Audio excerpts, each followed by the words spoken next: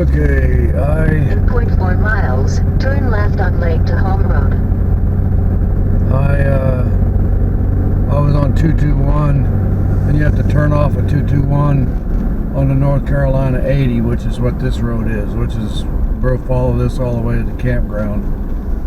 And I just decided to go ahead and turn this camera on. I don't know if you can hear this. With Trevor, the ignition seemed to create a lot of static on this camera. Turn left on Lake Tahoma Road. I guess I'll find out when I listen to it later. This is the Lake Tahoma, and this is where all the curves start.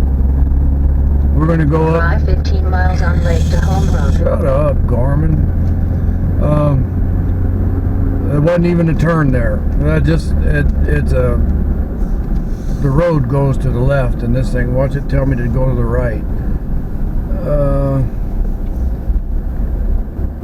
I better slow down.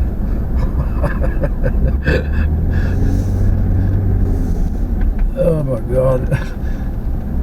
This is just as much fun as it was in the rain.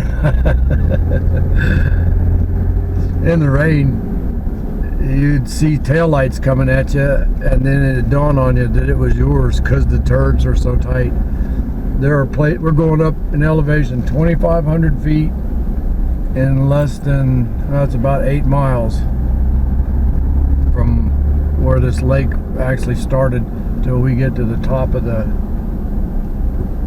I mean, I've ridden the Dragon and most of the roads over in the Deals Gap area, and this road was by far the most exciting one I've been on in the mountains anywhere, out west, here, or anywhere else. I mean, you'd think, well, this is not bad. We're just kind of tooling through the neighborhood here. It gets a little dicey the farther up the mountain you go. So anyways, I'm going to shut up and pay attention to what I'm doing. And I hope this thing films it all the way up.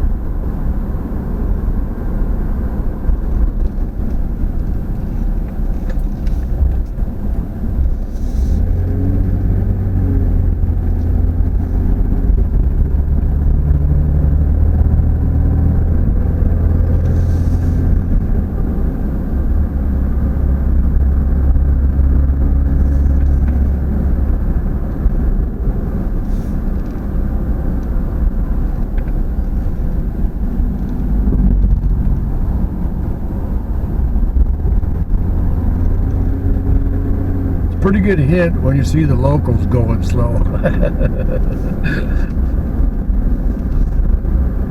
There's one curve here where they have a motorcycle fatality on a regular basis, and the lady that lives there, who is the one that always called 911, she said to put out on all the websites for people to slow down and be careful because she's tired of watching the mess. But I'm not exactly sure where it is because I wasn't paying any attention to it when we drove over it the first time, and when we came back down it was just pouring rain.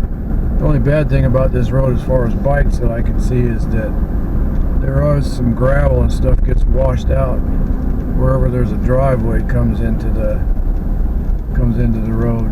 I don't know if this camera will pick it up, but and I don't think I'd try to bring a travel trailer in here. There is a sign down at the bottom that says trucks don't try this, but by the time they put the sign there ain't nowhere for a truck to turn around. So I imagine it's just like the Dragon people. Goddamn, stay on my side. Come on, taking his half out of the middle. His truck ain't any bigger than mine. Oh, sorry for the profanity. I had to bleep dead out, I guess. Or on the Devil's Tail, might as well use some profanity. That's what this road is called, the Devil's Tail.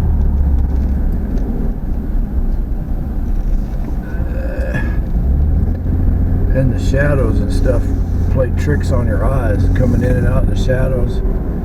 There wasn't any shadows when we came on it before. It was just pouring rain. I had the windshield wipers on full blast, and it was still having trouble keeping up with it.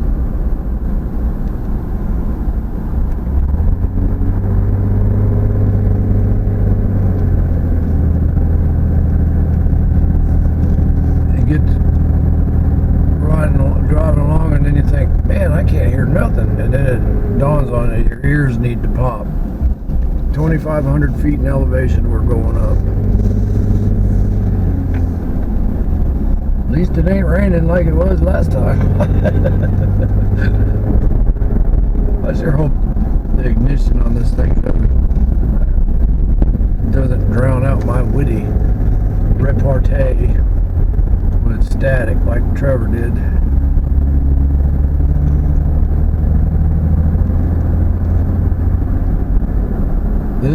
This is good, leads you into a false sense of security, because this is just a little windy.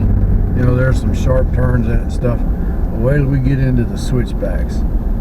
Man, I've never been anything like that in my life.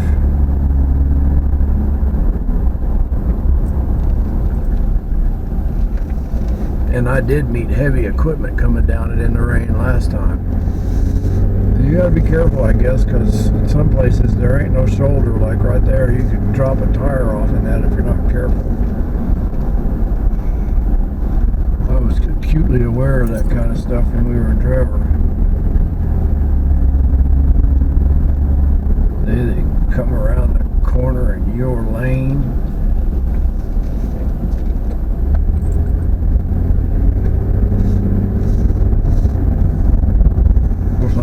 I'm in the lane too. That is a very narrow road.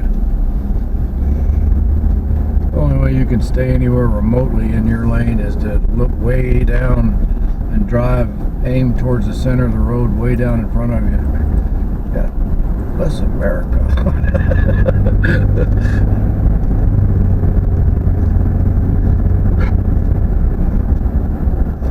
Must have been a local one. Late for a doctor's appointment.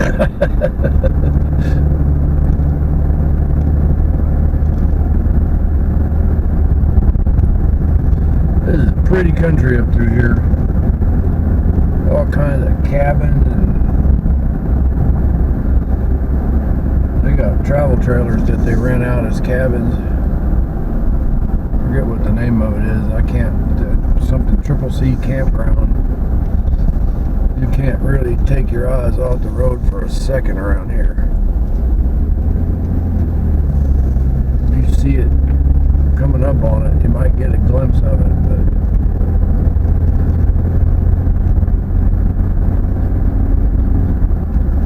but there's all kinds of, on 221 coming off Interstate 26, coming up 221, 74, 221 and 80.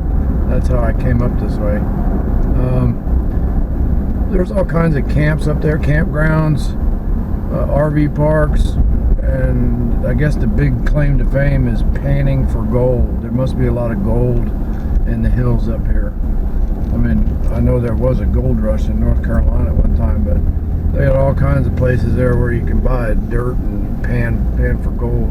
The big signs, they're big touristy things now, but I imagine it's like all the places out west. Any gold you find while you're panning their dirt, you get to keep.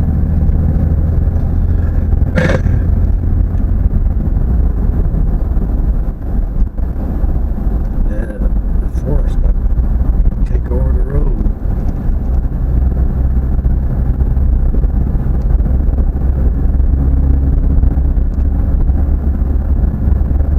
They still got heavy equipment out here that's been here since before World War II.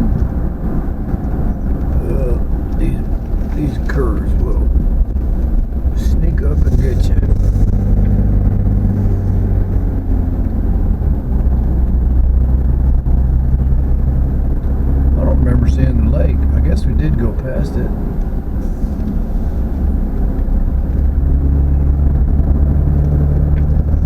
That's a pretty good sized lake. There's houses and stuff on it where the garage is actually a place to park your boat. It'd be fun to go down there and explore, but around here there ain't no such thing as going around the block. If you take off on the wrong road, it might be a while before you can get turned around and go back.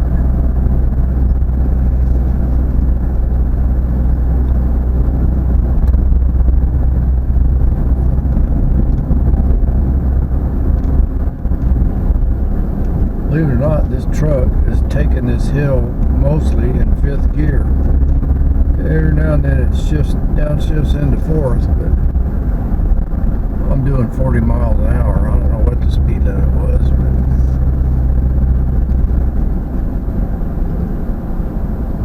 I know we're going to slow down here. My ears need to pop.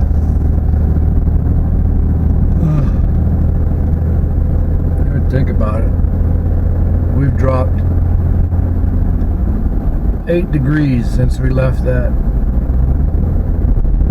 parking lot where we made the right turn onto 8 degrees. That's how high up we've come. So according to Preacher Bob, there's 10 degrees for every 1,000 feet, so that means we must have come up about 1,000 feet. This road don't look half as bad as it did in pouring rain so far. Oh man, it's still going up. Up.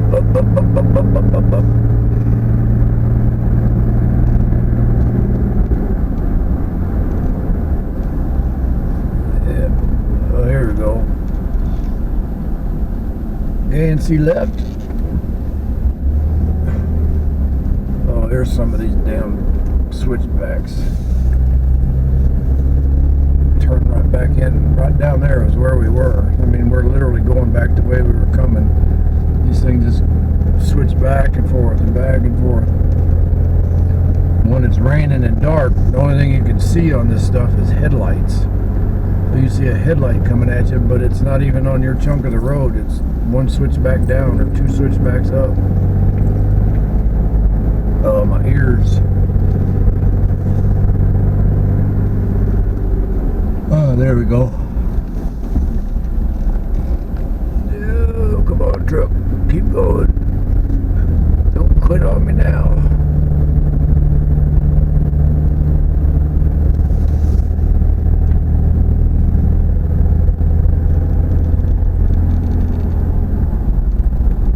I bet they could make $1 million if they close this road down and wet the camera. As soon as I get out of this set of switchbacks here, I'm gonna try and pick it back up off the floor. I don't know where it went.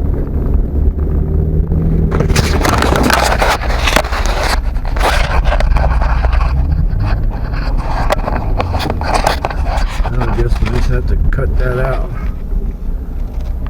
Yeah. Damn suction cup fell off the windshield. I'm just holding it now. I'm driving with one hand. Oh, good thing I got power steering. Yeah. Straight uphill and in S curves.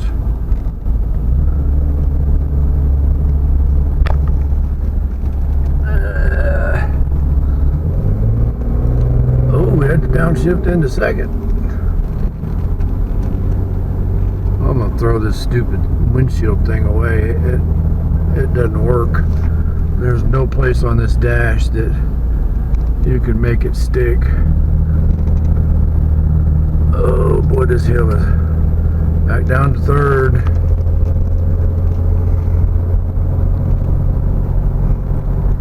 Oh, I ain't holding nobody up behind me. Oh, Lord have mercy. Have we come up 2,500 feet in elevation yet? And sometimes you have to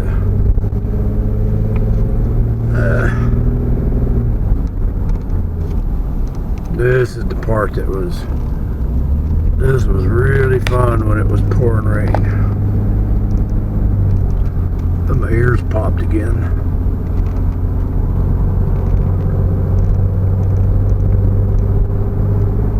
Hope this camera is recording.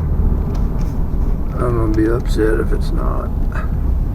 We keep going round and round to the right where you can't see nothing. At least when you're making left-hand turns, you can see what's in front of you.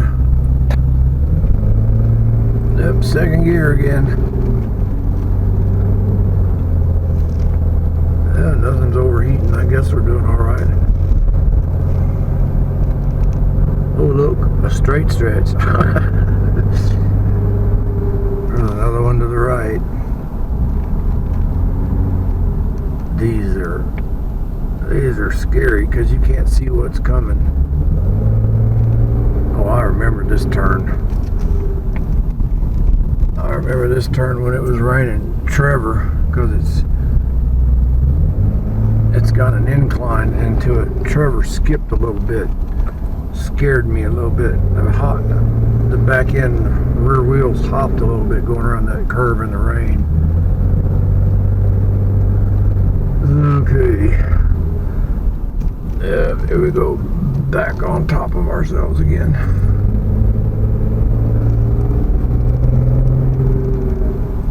You wouldn't think they could make this many. How the hell they make a road like this to start with?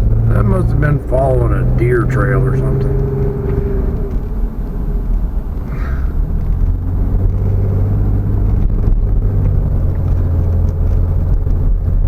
The ears are popping again.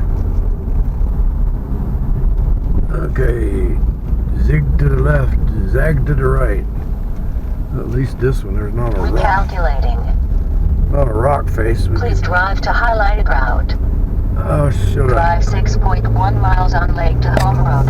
I now remember why I shut the volume off. Oh, here's a brave soul. Well, I can't go around him because I can't see what's in the curve. And I don't want to be over the line. Pedal, pedal, pedal. Oh, he's better shape than me.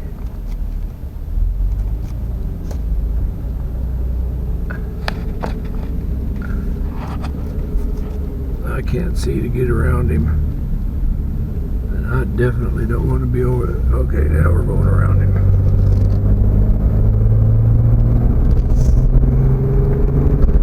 Boy, that's got to be a workout riding up this mountain. Yeah. Seems like we're doing mostly right-hand turns now. My right arm is getting tired holding the camera. Oh, only 20 miles an hour, they say. Oh, I'm going to stay on my side of the road. Lord have mercy.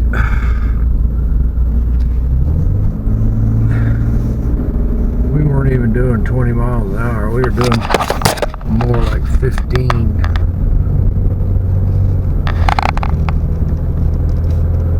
Oh, I sure hope this video comes out because my arm's getting tired holding this camera.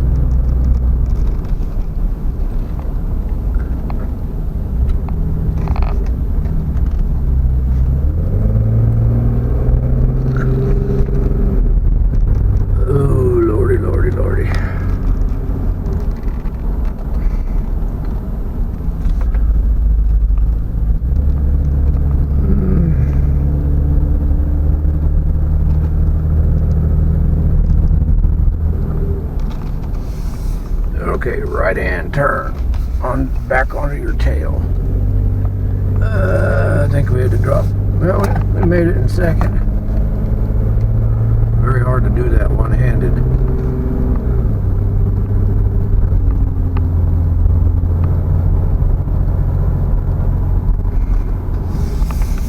Oh, better slow down. This is not a third gear turn. Okay, we're getting close to the top. This is the Blue Ridge Parkway coming up. I think once we hit the parkway.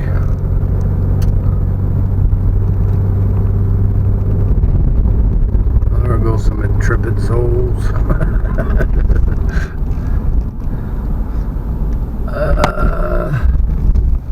I think I'm gonna pull in here.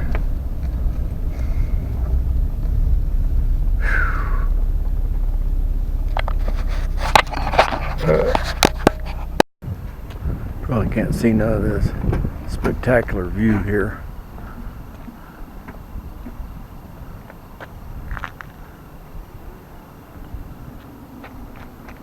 And that's Blue Ridge Parkway, and we are at the Eastern Continental Divide. Elevation 1,700 and 1,350 feet, 1,750 feet, 3,350 feet, 3,350.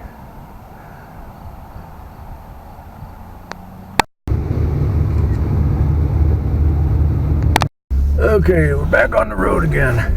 Nice visit with a biker who was taking a respite, and another guy who used to ride bikes.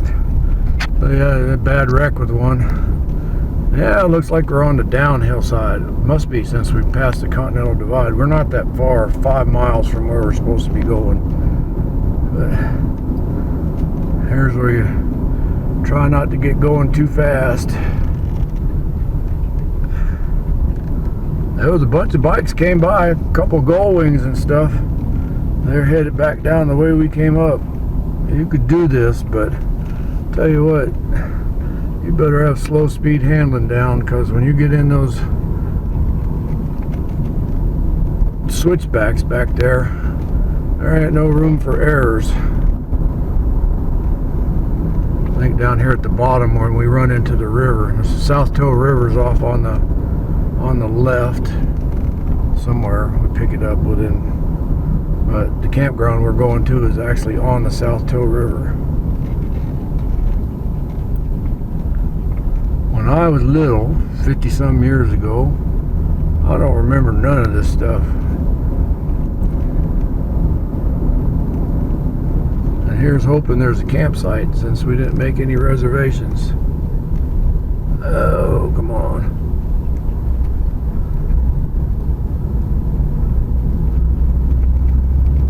And of course, with a GPS, it's kind of hard to, by the time you scroll out enough to see an area, you lose all the detail in the local roads and stuff. So I picked up a map at the Welcome Center.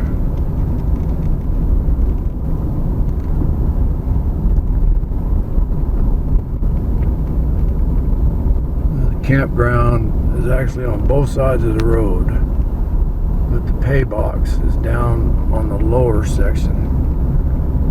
And I need to go swing around and ask the campground host about sites. They got one, a campground host on the top side and one on the bottom. Sleepy Bear Lane. I hope there's not too much of a bear problem down here, because I brought dog food and stuff that's not in any kind of airtight container. I think we're just down the road from it now. This is a little convenience store. If I need to get ice or something like that, this is where I have to come. It is getting kind of gloomy. I hope I get the tent set up before it starts raining. Alright, somewhere up here.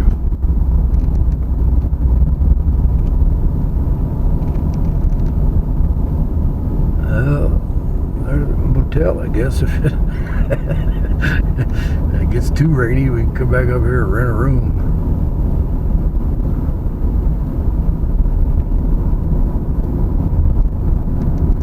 That's spectacular scenery and riding.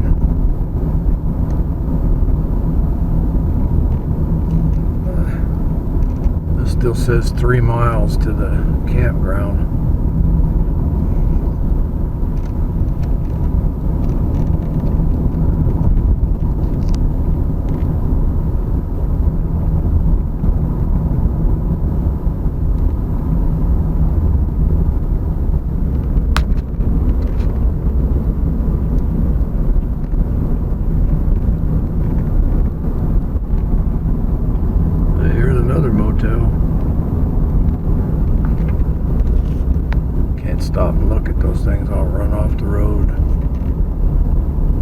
Grill on the Green.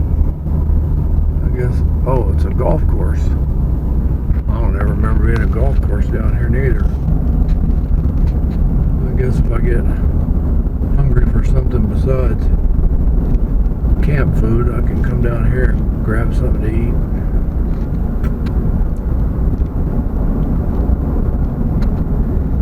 Two and a half miles from the campground.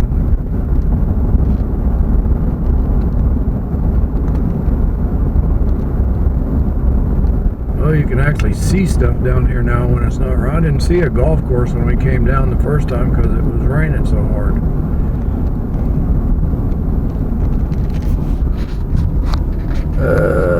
We go another turn.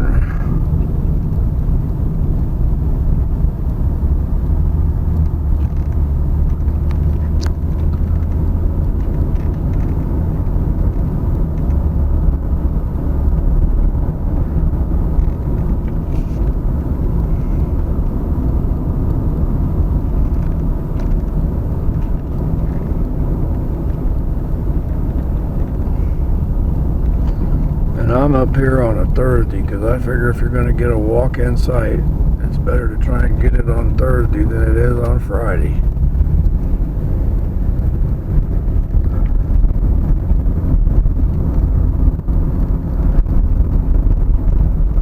All the times I've been here, from when I was little till the last two times recently, there's never been a shortage of campsites. But always the first time when they're full up, I guess. They put 2 campground hosts here, so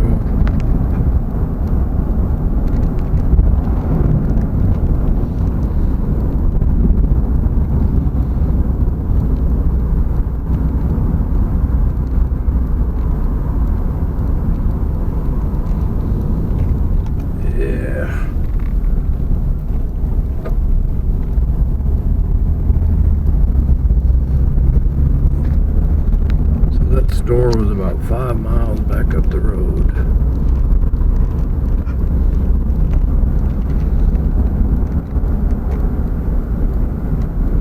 The problem with dogs is that you can't leave them in the campground when you're by yourself. You have to take them with you everywhere you go. And that's not a problem because I like the dogs, but it does slow you down and limit what you can do. But I'd rather be limited with the dogs than unlimited without them. 0.9 miles.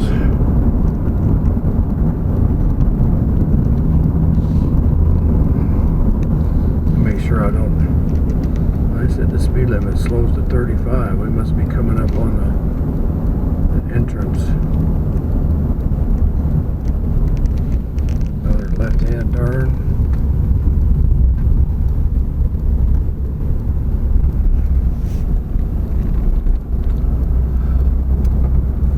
Coming this time without the rain, you'd be thinking to myself, none of this looks familiar. And then I'd see one spot that seemed familiar.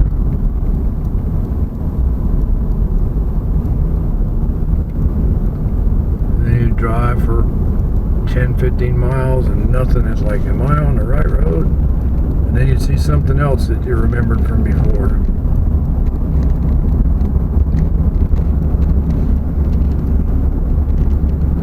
In 0.2 miles, arrive at address 6000 on left. Okay.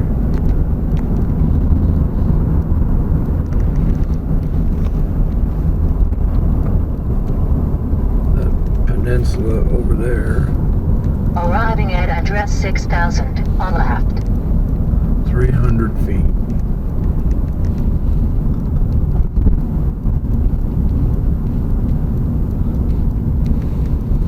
Where is the turn in?